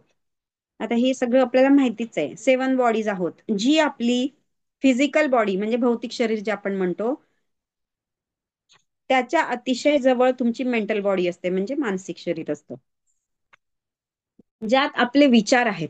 विचारच महत्वाचे आहे. विचार आणि भावना या दोघांचे खूप क्लोज कनेक्शन आहे, असे ते सांगतात. जी आपली स्पिरिच्युअल बॉडी आहे, आध्यात्मिक शरीर, ती आपल्या इमोशन, भावनांबरोबर जोडलेली आहे. जेव्हा आपण आपल्या इमोशन्सला पूर्णपणे फुल्ली व्यक्त करत असतो, पूर्णपणे असं व्यक्त करतो, एक्सप्रेस करतो, तेव्हा आपण आपल्या आध्यात्मिक शरीराशी कनेक्ट होतो. हेच कारण आहे की इमोशनला दाबून टाकायचे नाहीये बुवा. आणि हे पृथ्वीवर ह्या सगळ्या गोष्टी होत त्या भांडणांमुळे सगळं आपल्याला शिकवलं गेलं की तुमच्या इमोशन दाबून टाका म्हणून. त्याच्यानंतर ते म्हणतात की इमोशन तर दाबू नकाच, त्याच्या आत जाऊन सगळ्या गोष्टीचे कारण तुम्ही शोधू शकता. सगळ्यांनाच काही पास्ट लाईफ रिग्रेशन करण्याची गरज नाही. जसं की पास्ट लाईफ रिग्रेशन थेरपी आहे, की मागच्या जन्मात आपलं काय घडलंय म्हणून आपण असं वागतो, का क्रोध करतो, कोणाशी असं वागतो, किंवा वाईट गोष्टी का आपल्या आतमध्ये आहेत. तर प्रत्येकालाच करायची नाही आहे. ध्यानात आपल्याला उत्तर मिळेलच त्याचं. मॅडम नेहमी सांगते, प्रत्येक गोष्ट तुम्ही ध्यानातून शोधा. ध्यानाला बसा आणि प्रश्न विचारा. ध्यान मस्ट, योग्य वेळी त्याचे बरोबर उत्तर येईल. तर क्रोधाच्या आतपर्यंत जाऊन शोधा. समजा क्रोध आला आपल्याला, तर काय येतोय, त्याचं मूळ कुठे आहे, तेव्हा कळेल की ते एक हेल्पलेस हेल्पलेसनेस म्हणजे असहाय्यता, आपण जी म्हणतो ना हेल्पलेसनेस, तर तो क्रोध असाच आहे बा, त्याला काही अर्थ नाही आहे. आणि आपण जेव्हा असहाय्य असतो, जेव्हा आपण असहाय्य होतो तेव्हा क्रोध करतो माणूस जनरली, किंवा लोअर फ्रिक्वेन्सी मध्ये असतो किंवा आजारी असतो तेव्हा जास्ती तो बाहेर येत असतो. असं म्हणजे मला पण जाणवलंय स्वतःला. आणि ते पण असं सांगतात की जेव्हा जास्त क्रोध करतो तेव्हा आपण असहाय्य अवस्थेमध्ये असतो, असं आपल्याला स्वतःलाच वाटतं बरं का ते, खरं म्हणजे. किंवा लहानपणी कोणी एक्सप्रेस होऊ दिलेलं नसतं. पेरेंट मग नेहमी लहान मुलांना आपण शिकवतो, मध्ये मध्ये बोलू नको, तुला काय बोलायचं ते नंतर बोल, कोणाच्या मध्ये वगैरे, ह्या सगळ्या गोष्टी आपण म्हणतो. किंवा आपण काही कौतुकाने सांगायला जातो तर आई वडील आपल्याला रागवतात, असं बोलायचं नसतं वगैरे वगैरे. तर ते सगळं, मग ते राग तो मनामध्ये आपल्या असतो नेहमी. तर असे कोणी असतील पेरेंट्स, त्यांच्याबद्दलही आपल्याला राग असतो मनामध्ये, म्हणून आपण त्यांच्याशी, आता मी बरेच जणांचं पाहिलंय, 2-3 जणींचं माझ्या मैत्रिणीचे, आईशी एकही मिनिटं पटत नाही त्यांचं, एकही मिनिट नाही, म्हणजे ते दुश्मनासारख्याच बघतात. किंवा सासू नंडेशी, आता आपलं आहे जसं बऱ्याच जणांचं असं असतं, कोणाचं भावाभावांशी होतं असं. तर हे काय असतं की त्या व्यक्तीचा राग आपण लहानपणी एखाद्या वेळेस तो असा ग्रजेस होल्ड करतो ना आपण आतमध्ये, तशा टाईपने आपण धरून ठेवलेला असतो. आणि मग त्याच्याशी तसंच वागत असतो. तर त्यांचं म्हणणं आहे की ओपन व्हा तुम्ही त्याच्यासाठी. म्हणून आपल्याला मग विचार करत होतो हे इतके रिलेशन आपले का बिघडलेले आहेत बा. मग लोक पास्ट लाईफ थेरपी करतात. तर त्यांचं म्हणणं आहे असं न करता तुम्ही डीप मध्ये ध्यानामध्ये प्रश्न विचारा. स्वतः बसा की हा मला क्रोध का येतो, ही व्यक्ती का नाही आवडत, किंवा अशी काही घटना घडली की आपण असं का वागतो, हे सगळं तुम्ही तुमच्याद्वारे, तर ते बी आपणच आपल्या आतमध्ये रोवलेलं असतं. सगळं आपल्या आतमध्येच हे आपण शिकलोच आहे. म्हणून आता हे सगळं समजल्यामुळे त्या भावनामध्ये जायचं नाही, शक्यतो त्या टाळायच्या असं ते सांगतात. पण ते प्रॅक्टिसने खूप थोडा वेळच लागतो त्याला, इतकं सोपं नसतं ते. तर भावनांना उचंबळताना बघून शांतपणे त्यांना ऑब्झर्व करा असं ते म्हणतात. त्याकडे लक्ष केंद्रित करा, याला चिंतन आणि मनन असं म्हणू शकतो आपण. काही स्पिरिच्युअल लोकांनी आपल्याला काही गोष्टींची प्रॅक्टिस करायला सांगितली, की माझ्या क्रोधाला शांत करायला विशिष्ट लाईट किंवा देवी देवता गुरूंना सांगावा. जादू झाल्याप्रमाणे आपला क्रोध शांत झालाय हे योग्य नाही असं त्यांचं म्हणणं. जसं की आपल्याला खूप राग आलाय, मग कोणी आपल्याला अशा प्रकारे घेऊन जातं, कोणी जुने लोक असतात ते झाडफूक करता वगैरे, हे असं टाईप नाही. किंवा गुरुंनी डोक्यावर हात ठेवल्याबरोबर आपण शांत होतो, तर ही आपली बिलीफ सिस्टीम आहे. तर ते इथे सांगतात की हे पण योग्य नाही, की त्या रागाला पण असं खूप दाबून नाही टाकायचं असं त्यांचं म्हणणं आहे. कारण तुम्ही तुमच्या फिलिंग सेंटर म्हणजेच हार्ट सेंटरला बायपास केलं, त्याला ओपन नाही होऊ दिलं, त्याला तिथेच दाबून टाकलं असं त्यांचं म्हणणं आहे. फक्त तुम्ही जखमेवर मलम लावलं म्हणजे तेवढ्या पुरतं ते शांत झालं, पण ती जी धग असते ती आतमध्ये सतत तुमच्या येतच असते. म्हणजे ते एकदा जरी तुम्हाला त्यांनी शांत केलं तरी पुन्हा काही दिवसांनी ती बाहेरच येत असते, कारण तुम्ही त्याचा खोलवर शोध नाही घेतला. म्हणून तुम्हाला महत्वाचे लेसन नाही मिळाले. तर ते असं होऊन, या क्रोध येऊन किंवा कोणाशी वादावाद येऊन जेव्हा तुमच्या भावना इमोशन्स बाहेर येतात, एक्सप्रेस होतात, तर ते आपण लेसन घेत असतो असं त्यांचं म्हणणं. जे तुम्हाला गरजेचे आहे त्याऐवजी तुम्ही ते फील करायला शिकले पाहिजे, की मला क्रोध का येतो, भीती का वाटते, तिथपर्यंत पोचायचं आहे. तर कधी कधी ते म्हणतात की चॅन्टिंग मंत्र पण म्हणतात अशा इमोशन बाहेर येण्यासाठी. तर मग ते बाहेर येण्यासाठी ते लोक चॅन्टिंग पण म्हणवून घेतात आपल्याकडनं, की हे असं तुम्ही मंत्र म्हटलं की तुम्ही शांत व्हाल. तर त्यांचं म्हणणं हे पुन्हा ते जखमेवर मलम लावण्यासारखी, की तेवढ्या पुरतच त्याला कव्हर करता तुम्ही. पण ती जखम इतक्या लवकर ठीक होत नसते. जो प्रॉब्लेम आत आहे त्याला ओपन करा. जखमेला झाकलं तर त्याच्यामध्ये पस होतं, हे आपल्याला माहितीच आहे. स्वतःला एक्सप्रेस करा. आणि हे म्हणजे तुम्ही डिनाय नका करू, की मला ठीक आहे राग येतो, भीती वाटते, पण त्याचं मूळ शोधून काढून त्या इमोशन्सला तुम्ही न दाबता पुन्हा त्याचं ऑब्झर्वेशन करून त्याला तुम्ही शोधून काढल्यानंतर हळूहळू हळू त्याच्यातून तुम्ही बाहेर येऊ शकता. तर त्यांचं म्हणणं आहे की इमोशनचा हा गोल्डन रूल आहे. जर भावनांच्या गाठी नाही सोडवल्या तर तुम्ही तुमच्या आध्यात्मिक शरीरापर्यंत पोहोचू नाही शकत असं ते म्हणतात. या आयुष्यात आपण काय केले, इव्हॉल्व्ह होण्यासाठी आलो आहोत, त्यासाठीच आपण जन्म घेतलेला आहे. म्हणून एवढ्या डिफिकल्ट फॅमिलीमध्ये आपण जन्म घेतो. तर हे आता बघितलंय आपण. पुढे सांगता की सृष्टीमध्ये, हा, तर त्यांचं म्हणणं आहे की ज्या पण घटना घडतात किंवा ज्या आपल्या भावना आणि फिलिंग्स सुद्धा बाहेर येतात, तर त्या कुठल्या तरी कारणामुळे येत असतात. कोणती गोष्ट अकारण होत नसते. सृष्टीमध्ये पान सुद्धा विनाकारण गळत नाही असं त्यांचं म्हणणं. एक्सप्रेस केल्यामुळे ते सगळं बाहेर निघून जातं, दबत नाही. एक्सप्रेस याचा अर्थ त्यांनी सांगितलंय, प्रेस करा व एक्झिट होईल. म्हणजे प्रेस केलं की बाहेर निघून जाईल ते. आपण विचार किंवा आनंद का नाही करत, आपण आनंद का नाही क्रिएट करत त्यावेळेस. म्हणजे त्यांचं म्हणणं आहे की तेच जे मॅडम आपल्याला सांगतात की विरुद्ध भावनांना तुम्ही आठवा त्यावेळेस. म्हणजे राग आलाय तर आनंदाच्या भावनांमध्ये जेव्हा आपण राहिलेलो आहोत, अशा प्रकारे तुम्ही ते आठवा. इंटेन्शन जर असं ठेवलं तर आपण म्हणजे नेहमीच इंटेन्शन ठेवायचं की जी कोणती भावना आपली बाहेर येते, की फिलिंग्स बाहेर येतात, त्यावेळेस विरुद्ध भावना आपण आली पाहिजे बुवा त्यावेळेस. हे इंटेन्शन जर तुम्ही ठेवलं तर आपल्या इमोशनचे इश्यू बाहेर निघून जातात असं त्यांचं म्हणणं. आणि त्यांना आपण मोकळं करू शकतो. तर त्याच्या प्रती डोळे बंद करून बसू नका असं त्यांचं म्हणणं आहे. म्हणजे त्यामुळे तुम्ही इमोशनल बॉडी तुमची रिलॅक्स होईल. तर आपले कनेक्शन आपल्या स्पिरिच्युअल बॉडीशी खूप लवकर होईल त्याच्यामुळे. आणि त्याच्यानंतर तुम्ही त्यामुळे अतिंद्रिय अनुभवाची म्हणजे जे अबिलिटी आपल्यामध्ये आहे त्याची डेव्हलपमेंट होईल. तुमच्यामध्ये ज्या अतिंद्रिय शक्ती आहेत आपण म्हणतो, जसं की कोणत्या सुगंध यायला लागेल, काही दृश्य विजन दिसायला लागतील, अनाहत नाद ऐकू येईल. तर हे सगळं कशामुळे होईल, आता त्यांनी आपल्याला सांगितलं की या सगळ्या गोष्टी दाबून न ठेवता त्याच्या विरुद्धच्या भावना ज्या आहेत त्याचा विचार करा. मॅडम हे नेहमीच आपल्याला सांगत असतात. तर ह्या सगळं ऐकू येईल, अनाज्ञा देईल, इन्स्टिंक्ट यायला लागतील. तर इमोशनल बॉडी जी आहे, भावनात्मक शरीर जे आपण म्हणतो त्याला, ते जर क्लीन केलेले असेल तरच ह्या अनुभूती तुम्हाला येतील. तर हे झालं इतकं. आता पुढचं पण बघू.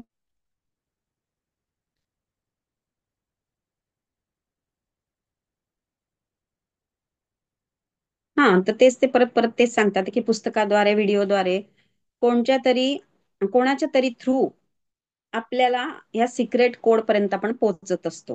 आपण त्याच मेमरीना जागृत करण्यासाठी आलोय. जुन्या ज्या चांगल्या मेमरी आपल्या स्मृती आहेत, लाचार, दुःखी वगैरे असे विचार करायला नाही आलोय, असं त्यांचं म्हणणं. लिडियन म्हणतात की ते एन्शंट मास्टर आमच्यापेक्षा पण पुरातन आहेत. तेच या युनिव्हर्सच्या म्हणजे सृष्टीचं सृजन करत आहेत. म्हणून इमोशन खूप महत्वाचे असं त्यांनी सांगितलं. आणि इमोशन बॉडी क्लिअर असेल तर स्पिरिच्युअल बॉडी लीड करेल, असं त्यांनी सांगितलं. आता पुढचा चॅप्टर आहे, किती वाजले? आपण थोडासा घेऊ आपण. हा पृथ्वीबद्दल आहे, तर थोडं घेऊ. अर्थ अर्थ इनिशिएशन थ्रू इंटिग्रिटी, म्हणजे पृथ्वीचा अखंडतेमध्ये प्रवेश. आपण पृथ्वीवर राहत असून पण पृथ्वीबद्दल विचार करत नसतो. पण प्लिडियन इतक्या दूर राहून सुद्धा पृथ्वीबद्दल विचार करतात. म्हणजे प्लिडियन्सच असं नाही, आता हे पुस्तकात आपण प्लिडियनला घेतोय, पण जे हायर बिंग आहेत, हायर मास्टर्स आहेत, तर ते पृथ्वीबद्दल इतका विचार करतात. आपण किती म्हणजे स्वतः स्वार्थी झालो होतं, असं त्यांचं म्हणणं. आपल्याला काही फरक नाही पडत की ते प्लिडियन सांगतात की पृथ्वी ग्रह खूपच सुंदर आहे. पण आपण काय म्हणजे असं असतं ना, पिकतं जिथे उगवतं तिथे त्याची किंमत नसते, जिथे पिकतं तिथे. म्हणून आपण तिच्या म्हणजे राहतो तर ते आपल्याला त्या पृथ्वीची अशी किंमत नाही. हा व ही आपल्यासाठीच आहे म्हणून असा विचार करतो आपण. दुसऱ्या ग्रहावरचे लोक या ग्रहावर येतात तिला बघायला, तिचे सौंदर्य फील करायला येतात. जोपर्यंत आपल्या आत पण हा भाव निर्माण होत नाही की हे माझं घर आहे, पृथ्वी माझी आई आहे, तोपर्यंत पृथ्वीचं काहीच नाही होणार. म्हणजे त्यांचं म्हणणं असं आहे की पृथ्वीच्या असेन्शनला आपणच जबाबदार आहे, आपणच खेचतोय तिला मागे. आपला एक एक ऍक्ट किंवा काम जे आपण करतो, जसे कचरा टाकतो, कुठे काही करतो, कोणी काही बोलतं, तर हे सगळ्या गोष्टी ज्या आहे किंवा कुठेतरी मोठमोठे त्या कचऱ्याचे पहाडच बनवून ठेवलेले आहे, पुन्हा त्यात अं, आग लागते त्या कचऱ्यांमध्ये, किंवा काही जंगलांमध्ये आग आपणच केलेले हे सगळे कर्म आहे, असं त्यांचं म्हणणं. आपण आपले वागणे कर्म नाही जर बदलले तर पृथ्वी स्वतःच असे पाऊल उचलेल आणि आपलं घर स्वच्छ ठेवून कचरा कुठेही आपण जे फेकतो ते चुकीचं आहे. तर त्याच्यासाठी तुम्ही आत्ताच अवेअर व्हा, नाही तर पृथ्वी असं पाऊल उचलेल. मग त्यामुळे आपलं पण नुकसान होईल आणि पृथ्वीचं पण नुकसान होईल. समुद्रामध्ये सुद्धा कचरा टाकतो, प्लास्टिक बॅग, हे सगळं सगळं आता हे सगळं आपल्याला माहितीये. तर ही जी संवेदनशीलता आहे ती का नाही आपल्यामध्ये, असं ते म्हणतात. ही माझी आई आहे, माता आहे, आणि तुम्ही तिला फील का नाही करत? प्रत्येकाला वाटतं आपण कचरा नाही करत त्यामुळे हा माझा काही प्रॉब्लेम नाही, दुसऱ्यांचा प्रॉब्लेम आहे. आपण आपल्या शरीरात जो कचरा जमा केला आहे, भावना ज्या नकारात्मक आहे त्याद्वारे तसेच आपण बाहेर पण करतो. पण कचरा केलाय ही बाहेरची वस्तुस्थिती तीच आपल्या आतमध्ये पण आहे, जी आपण करतो ती. म्हणजे आपल्या मनात पण घाण कचरा जो असतो, दुसऱ्याबद्दल द्वेष, राग, हे जे असतात ते सगळे त्याच्याचमुळे येतात. पण आपली जी पृथ्वीच्या प्रतीची जबाबदारी आहे, प्रत्येक गोष्टीचे स्वतःचे स्पंदन असतात, लहरी असतात. जनावरांना मारलं, झाडे कापले, कचरा फेकला, तर ते सगळं रिटर्न मध्ये आपल्याला मिळत असतं. तर त्या सगळ्यासाठी आपण जबाबदार आहे. त्यामुळे जर काही घटना अशा घडतात, जशा अं, पृथ्वीवर म्हणा, नैसर्गिक घटना घडतात, तर त्याला आपण जबाबदार आहे, असं ते म्हणतात. तर पृथ्वी ही लव्हिंग आणि केअरिंग शिक्षिका आहे, काइंड आहे, असं ते म्हणतात. ती समजते की सगळे जे धडे आहेत, जे शिकवायचे आहे मुलांना, ते स्वतःहूनच त्यांना शिकू द्यायला पाहिजे, करू द्यायला पाहिजे. आपण जसं मुलांच्या बाबतीत करतं की मुलांकडनं आपण स्वतः करवून घेत असतो की तुम्ही करा, आणि ओव्हर प्रोटेक्टिव्ह होत असतं, तसं तिने आतापर्यंत आपल्याबद्दल केलं की हे जेव्हा आता तरी शिकतील, पुढे शिकतील, तिने त्यांना करू दिलं जे काय करायचं ते. पण तिने पूर्ण मुभा जरी दिली आपल्याला, की तुम्हाला जे हवंय ते करा, तर त्याचे फळ पण तुम्हाला मग भोगावेच लागेल. आता ती वाट बघत होती आतापर्यंत की तुम्ही तिला प्रेम पाठवता की नाही, तुम्ही तिला प्रेमाने फील करता की नाही तिच्यासाठी. जसं ती आपल्याला सगळं देते, फ्री मध्ये सगळं मिळतंय ना आपल्याला, तर ती आई असल्यामुळे आपल्याला सगळं देत असते. अन्न वस्त्र निवारा ऑक्सिजन जे काय डायरेक्टली इनडायरेक्टली आपल्याला मिळतं पृथ्वीकडून, ते आपल्याला मिळतं, पण त्याची आपल्याला अजिबात किंमत नाही, असं त्यांचं म्हणणं. की तिला कधीही आपण धन्यवाद केलं का, ग्रॅटिट्यूड केलं का, आणि आपल्या भावना व्यक्त केल्या की आमचं चुकतं आहे बा. तर त्यांचं म्हणणं आहे की तुम्ही अशा प्रकारे करा की जेव्हा आपण आपले पाय जमिनीवर ठेवतो बिना चप्पलचे, ग्राउंडिंग करतो जसं सांगितलेलं आहे, तर तेव्हा तुम्ही फील करता का की तो किती सुखद अनुभव आहे. त्यालाच आपण अर्थिंग पण म्हणतो. म्हणजेच पृथ्वीशी आपलं कनेक्शन जे होतं, डोळे बंद करून जमिनीवर पाऊल ठेवून बघा, एक दिव्य अनुभव तुम्हाला येईल, असं त्यांचं म्हणणं. पवित्र फिलिंग येईल. आणि छोटे छोटे चेंजेस जेव्हा आपण करू, तर त्यांचं म्हणणं आहे small changes lead to big changes. प्रत्येकाने स्वतःची जबाबदारी समजून स्वच्छता ठेवली, झाडं नष्ट नाही केली, हे सगळं तुम्हालाच करायचं आहे. तर तुम्ही बघाल की मग आपलं जीवन किती स्मूथ होऊन जाईल. तर पृथ्वी आता विचारायला सुरुवात केली तिने की विचारते ती की तुमच्या त्वचेवर, स्किनवर जर कोणी पेस्टिसाइड टाकले, कीटकनाशक जे आपण म्हणतो, किंवा इन्सेक्टिसाइड टाकले, किंवा तेच कीटकनाशक, पृथ्वी ही लिव्हिंग बिंग आहे असं समजतच नाही तुम्ही, म्हणून तुम्ही असं सगळ्या गोष्टी करतात, असे समजून विचार करा. खूप साऱ्या हायर विंगने तिचा कॉन्शियसनेस तयार केलेला आहे, असे प्लिडियन सांगतात, कारण आपण सगळे अनुभव घेऊ शकू या ग्रहाच्या कॉन्शियसनेसच्या आतमध्ये. आता खरंच ती वेळ आली आहे की आपण स्वतःवर याची जबाबदारी घ्या की तिला कसं आपल्याला बदलवायचं आहे, प्रेम द्यायचं आहे आणि चेंजेस करायचे आहे स्वतःमध्ये तिच्यासाठी. आणि पुन्हा सांगेल की आपण म्हणतो की आपण 5D मध्ये जातोय, पण इतके युद्ध वगैरे का होत आहेत, हे पण प्रश्न मग आपल्याला येतात. तर खूप बदलाव सुरू झालेला आहे. पृथ्वीने आता स्वतः ठरवले आहे की आता खूप झालं, आपण यांना खूप मुक्तता दिली, जसं वागायची इच्छा असेल तसं वागायची, पण तिला आपणच वेठीस धरलं, असं त्यांचं म्हणणं आहे. आणि हे असं वागायला तिला आपण मजबूर केलेलं आहे. आई पण कधी असते ना, मुलं अजिबात ऐकत नाही, प्रेमाने समजून बघते, खायला घालते, हे देते ते दे, पण ते मूल जेव्हा ऐकतच नाही, तेव्हा मात्र ती मग ठेवते दोन चांगल्या. तर तसं तिचं झालेलं आहे आता. अजूनही जर पाऊल उचलले नाही तर ती स्वतःला स्वतः क्लीन करू शकते, आणि मग स्वतःचं पाऊल स्वतःच उचलू शकते. मग त्यामुळे पूर येईल, भूकंप येईल, हे सगळं आपल्याला माहितीच आहे. प्लेग होईल, आगी लागतील, हे होईल, ते सगळं सगळं माहिती. जर त्यांचं म्हणणं आहे की मग या सगळ्यासाठी काय करायचं, तर पृथ्वीवर इन्सेक्टिसाइड किंवा पेस्टिसाइड जे आपण म्हणजे फवारतो या झाडांसाठी वगैरे, तर त्यांचं म्हणणं आहे कंपोस्टिंग बायो एन्झाईम तयार केले तर त्यात सगळ्यांचंच भलं होईल, असं त्यांनी सांगितलं. आता बरेच लोक अशा प्रकारची शेती करायला लागलेले आहे. त्यांनी म्हटलं की कंपोस्टिंग खताला त्या ब्राऊन गोल्ड पण ते म्हणतात, असं आपण याला सुरुवात करायला केली पाहिजे, आणि शोध केले पाहिजे त्याच्यामध्ये वेगवेगळे. आणि आपल्या जवळ जे आहे ते पृथ्वीकडूनच प्राप्त झालंय, म्हणून केमिकल फ्री ठेवण्याची सुरुवात आपण आता केली पाहिजे. नंतर ड्रिलिंग जे करतो, तेल ऑइल शोधण्यासाठी, ते सगळं सगळं तुम्ही वेगळ्या पद्धतीने पण करू शकता. तर मग त्या पद्धती कुठल्या, तर ते ही जी आपण ओरबाडण्याची सवय झालेली, फुलं सुद्धा आपण जेव्हा तोडतो ना दुसऱ्यांच्याकडे जाऊन, तर मी बघितलं बऱ्याच बायांचं असं ओरबाडूनच फुलं तोडतात. का नाही तुम्ही असे व्यवस्थित फुलं तोडत, किंवा प्रेमाने त्यांच्याशी बोलता पहिले, किंवा मला देवाला व्हायसाठी यांना असं नाहीच करत आपण. बरेच जण पहिले ना असे ओरबाडूनच करतात. तर त्यांचं म्हणणं आहे की हे पृथ्वीला ओरबाडणंच झालं. तर त्यासाठी काय करायचंय आपल्याला, त्यांनी म्हटलं की त्यासाठी आपण चांगल्या पद्धती वापरू शकतो. तर कोणत्या, एक दुसऱ्याचा हात हातात पकडून गोलाकार बसून ध्यान करा, पृथ्वीशी कनेक्ट होऊन तिला विनंती करा आधी की तिच्याकडून काही मार्गदर्शन मिळू शकतं का आम्हाला या सगळ्या गोष्टीसाठी, की आम्ही कसं परिवर्तन करू. जसे पाण्याचा स्रोत कुठे आहे, जर समजा आपल्याला पाणी हवं आहे, तर ते तिला विचारा तुम्ही ध्यानाच्या द्वारे. जमिनीमध्ये तेल कुठे आहे ते पण तुम्ही करू शकता, सोनं धातू जे काही आपल्याला काढायचं आहे जमिनीमधून, हे सगळ्यांची एक पद्धत आहे. तर ह्याला काय म्हणतात, ते लिव्हिंग इन हार्मनी. पूर्णपणे तिच्या अस्तित्वाशी एकरूप आपण जेव्हा होऊ, आपण वेगळे स्वतःला ना समजतो ना तिच्यापासून, तर जेव्हा हे समजणं सोडून देऊ, तर आतापर्यंत ज्या पद्धतीचा आपण उपयोग केला त्या म्हणजे फळ पाहिजे तोडले तेच ओरबाडणं म्हणतो.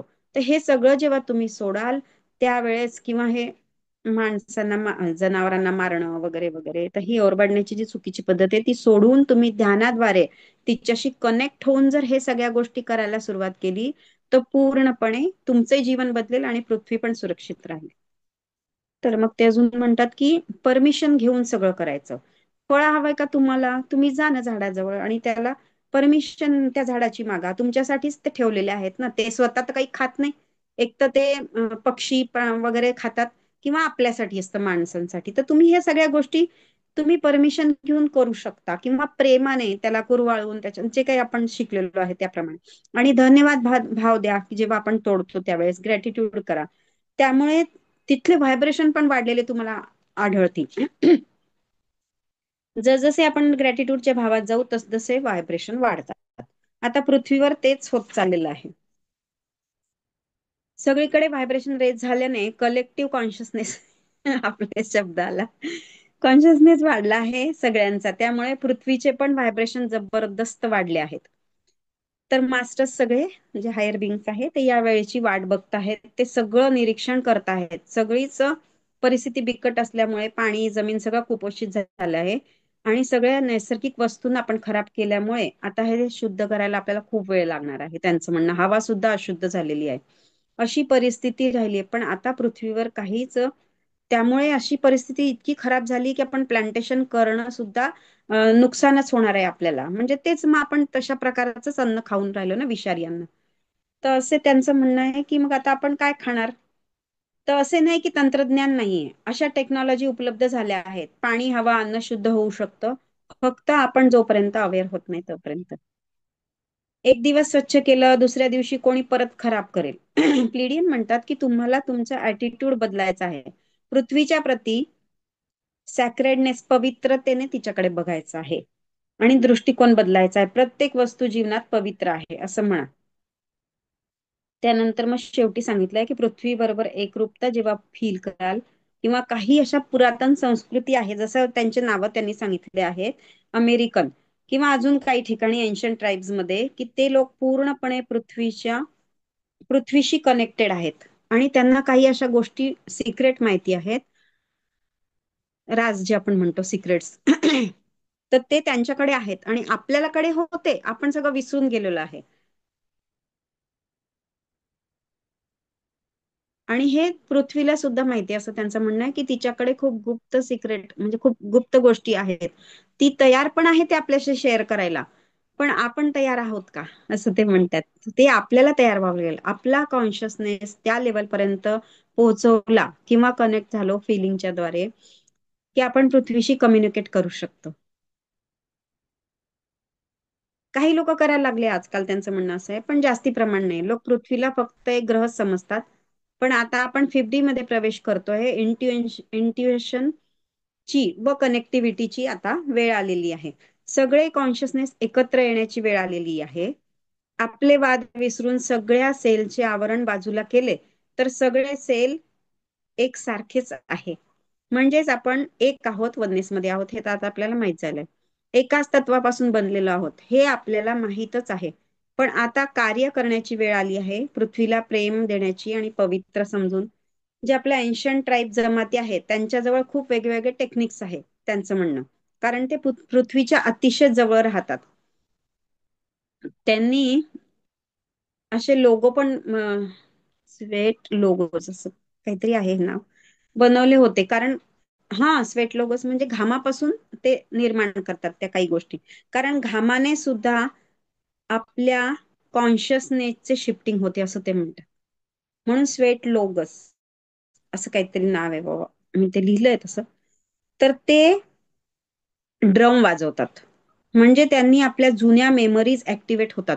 जेव्हा ते ड्रम वाजवतात तेव्हा आपल्या ज्या जुन्या स्मृती आपण विसरून गेलोय की पृथ्वीशी कसं कनेक्ट व्हायचं काय करायचं, तर ते आपल्या मेमरीज ऍक्टिव्हेट होतात त्याच्यामुळे. तर ते लोक पृथ्वीशी एकरूप होण्याच्या गुप्त गोष्टी जाणतात.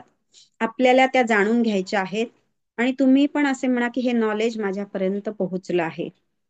अशा प्रकारे पृथ्वी सुंदर होईल आणि ग्रॅटिट्यूड तंत्रज्ञान वगैरे या सगळ्यांच्या द्वारे तिला आपण पुन्हा तिच्या छान रूपामध्ये घेऊन येऊ शकतो. तर असे हे 16 चॅप्टर झालेत. आपण ध्यानाकडे जाऊया. असं पृथ्वीचं इतकं महत्व आणि सिक्रेट सगळे त्यांनी याच्यात सांगितलेले आहे.